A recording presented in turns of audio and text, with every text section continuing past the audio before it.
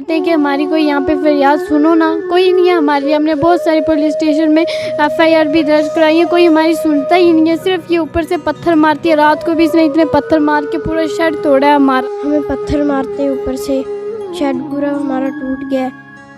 तो जब बारिश होती है पानी भी सारा अंदर आता है, तो हम जाएं कहाँ? क्या आप रो क्यों रहे हैं? जनाब हमारा बहुत जुल्म है, कोई हमारी पूछ फरियाद कोई नहीं, इस दुनिया में कोई नहीं करता। बहुत हमने एप्लीकेशन भी दी है, सब कुछ की है, कोई पूछ फरियाद हमारी आई नहीं। तेरी रात मारा पत्थर पानी। क्या यहाँ की पुलिस सिर्फ अमीर लोगों के लिए है? सबसे बड़ा ये सवालिया निशान यहाँ की पुलिस के ऊपर खड़ा होता है। आप देखेंगे क्यों नहीं कार्रवाई किया सचो ने आज तक। अगर कार्रवाई की होती तो इनके ऊपर इतना तशद्दुद जुल्म व सितम नहीं डाया जाता। आप बताओ हम यहाँ पे कैसे रहे? ऊपर से पूरा पानी यहाँ पे आता है। मैं इसलिए मेरे आंसू के मेरी ज़िंदगी है कैसे गुजर रही है और मेरे बच्चों की, कि मैं बहुत ही परेशान हूँ। कोई मेरी कोख फरियाद नहीं। बहुत बहुत खैर मकदम है आपका जेके लिंक न्यूज़ में, और मैं हूँ नवीद काजी। मैं आपको बता दूँ कि आखिर इस दुनिया में क्या गरीब होना भी एक जुर्म है? क्या गरीबी की ज़िंदगी गुजारना भी एक जुर्म है?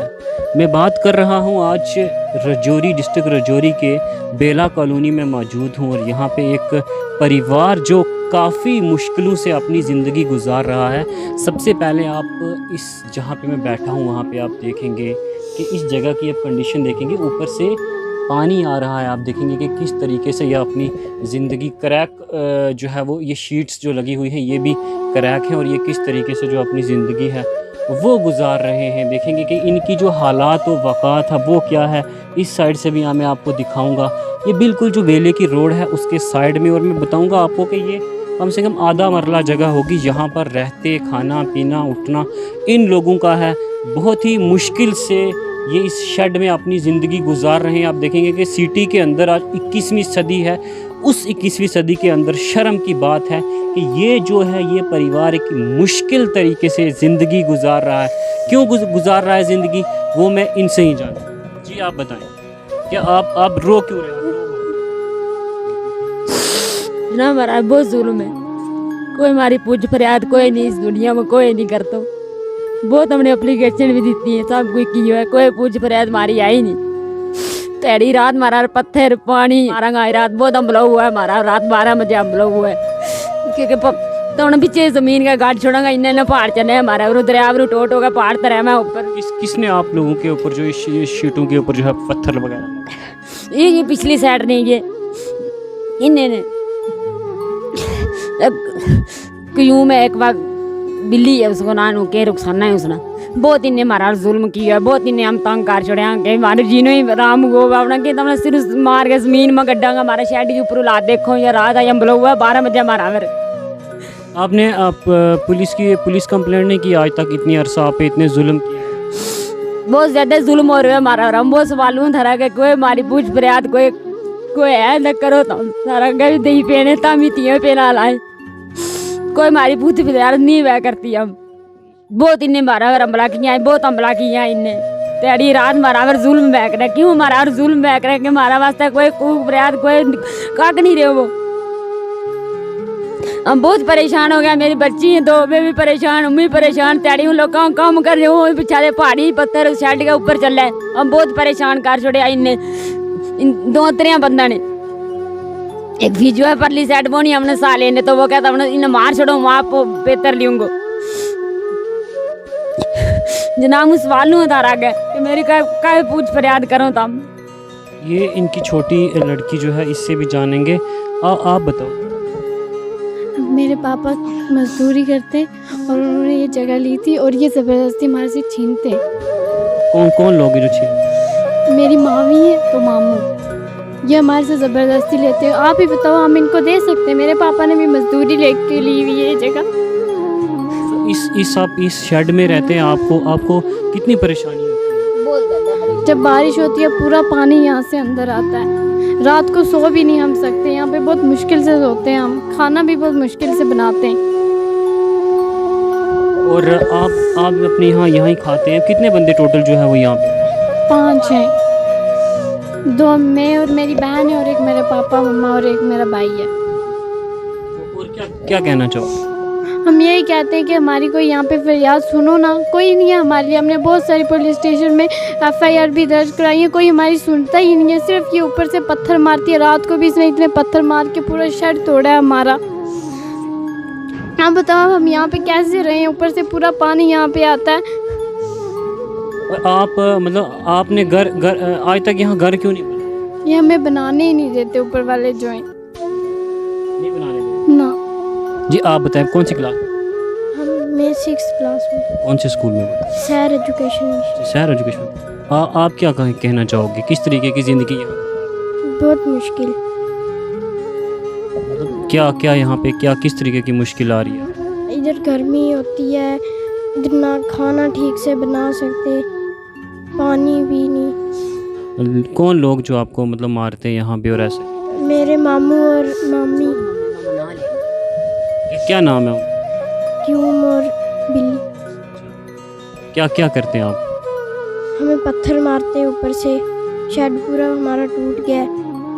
तो जब बारिश होती है पानी भी सारा अंदर आता है, तो हम जाएं कहाँ अब? कितने बंदे यहाँ पे? 5। 5 बंदे हाँ। एक जगह पे आ जाते हो? हाँ, खाना कहाँ खाते हो? खाना इधर ही। सब कुछ इधर ही? हाँ, सर हकीकत इतनी है कि वो बता नहीं सकता।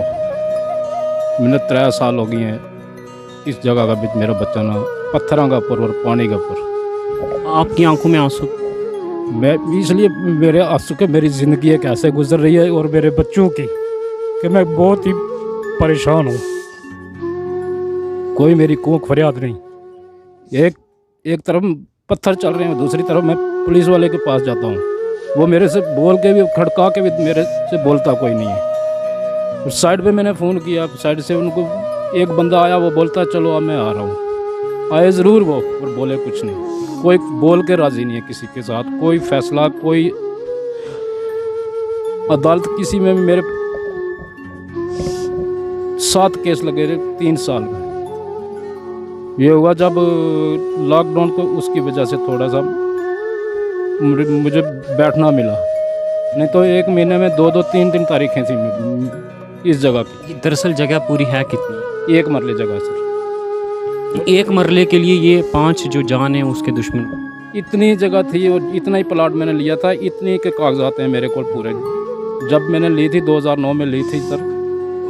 आपको बता दूं ये जो फैमिली है इसके जो हालात व वक़ात हैं, मेरे पास ये हॉस्पिटल की एक पर्ची है, इसके ऊपर आप देखेंगे कि ये आप इसको अच्छे से पहले डेट देख लें और उसके बाद आप देखेंगे कि असल्टेड का जो केस हुआ था, इनके साथ इनके घर में कुछ लोग जो घुसे थे और असल्टेड का हॉस्पिटल में आप देखेंगे कि ये MLC नंबर 1934 है। आप देखेंगे इसको, अगर अच्छे गौर से देखेंगे तो आप देखेंगे, गौर से मैं आपको दिखाने की कोशिश करूँगा। इसके जो MLC नंबर है 1934 और 15/12/2020 की ये हॉस्पिटल की जो स्लिप है मैं आपको दिखा रहा हूँ। असल्टेड का जो केस था वो दर्ज किया गया था। उसके बाद मैं आपको बता दूं कि ये एप्लीकेशन जो है वो आप साफ तौर पर देखेंगे, यहाँ पर ये जो एप्लीकेशन है ये लेकर SSP के पास गए थे। जो SSP मैडम है उन्होंने SHO की तरफ जो है वो सीधा मार की थी और लिखा था कि कार्रवाई की जाए, लेकिन SHO की तरफ से आज तक कोई कार्रवाई नहीं की गई। इनके पास फुल डॉक्यूमेंट है। आप देखेंगे कि ये जो है वुमेन सेल में जो इन्होंने ये एप्लीकेशन जो है वो दायर की थी, आप देखेंगे ये भी इनके पास है। कोई कानूनी कार्रवाई आज तक नहीं की गई। क्या गरीब की सुनने वाला कोई नहीं है?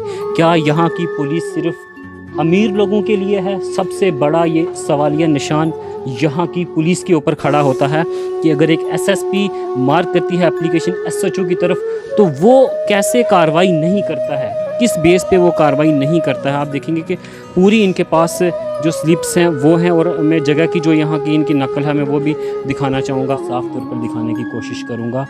हमने यहाँ पर आकर पूरी डॉक्यूमेंटेशन जो है वो चेक की है, सब कुछ चेक किया है। बहुत सी एप्लीकेशंस लगाई गई हैं इनकी तरफ से उन लोगों के ख़िलाफ़। अगर आप देखेंगे तो इतनी थोड़ी सारी जगह के लिए, 1 मरले जगह के लिए और इन लोगों के ऊपर इतना जुल्म और सितम ढाया जा रहा है। आज देखेंगे कि इनकी कहीं पे भी सुनवाई नहीं हुई। क्यों नहीं हुई? आखिर मैंने स्टार्टिंग में ही बताया था, क्या गरीब लोगों की सुनवाई नहीं है? इन लोगों के आंसू देखकर मेरी आंखों में खुद जो है वो आंसू आ गए कि इनकी कहानी अगर आप देखेंगे तो ये सब कुछ, ये जो शेड है, ये शेड शीटों का, जो लोहे की शीटों का बना हुआ है, सब कुछ बयां करता है कहानी कि किस तरीके से ज़िंदगी गुजार रहे हैं ये लोग। मैं कहता हूँ अगर कोई बंदा भीख भी मांगेगा वो भी ऐसे घर में नहीं रहेगा। किस तरीके के हालात हैं इन लोगों के।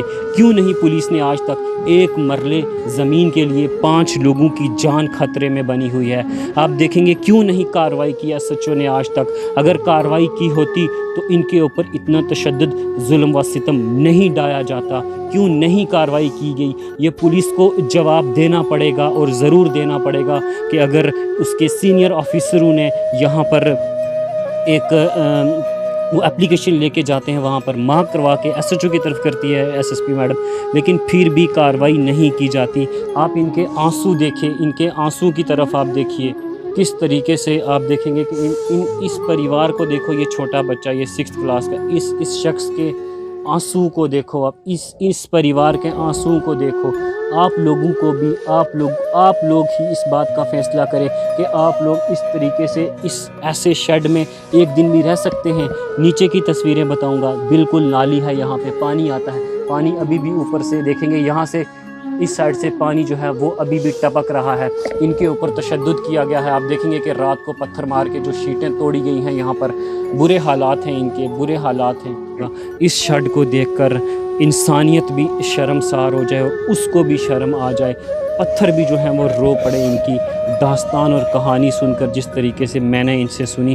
और हमने यहाँ पर कहानी सुनते ही हमने सोचा कि हम ग्राउंड पर जाके देखते हैं दरअसल हकीकत क्या है, लेकिन यहाँ पर आने के बाद हकीकत कुछ और ही थी। और ये परिवार जिस तरीके से, आप इस छोटे बच्चे को ही देखो, ये कितने साल का बच्चा, और यहाँ से ये आप देखेंगे कि एक शेड के अंदर, यहाँ जो बेले की रोड है बिल्कुल उसके सहन में ये जो है वो रह रहे हैं। और इस तरीके बारिश में पूरा पानी अंदर आता है। हमने देखा था कि इनका जो बिस्तर है वो भी पूरा बारिश की वजह से गीला हो चुका है। जिस तरीके से रात को जो है वो इनके ऊपर पथराव किया गया था। सिर्फ एक मरले ज़मीन के पीछे इतने लोग पड़े हुए हैं।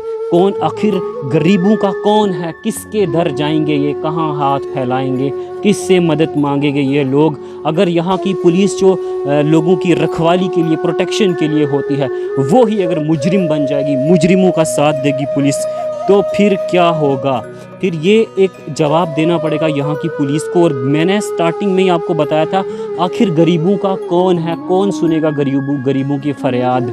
जिस तरीके से इन्होंने दर दर की ठोकरें खाई, हर जगह पे जाके हर एक दरवाज़ा खटखटाया, लेकिन कोई भी इनकी मदद को नहीं आया। और आज ये मजबूर होकर हमारे सामने अपनी गिलाजारी कर रहे हैं कि आखिर क्यों इनकी जो है वो मदद नहीं की गई आज तक। अगर ये एक मरला ज़मीन जो है इनकी लीगल है, फिर क्यों जो है इनके साथ नाइंसाफ़ी की जा रही है?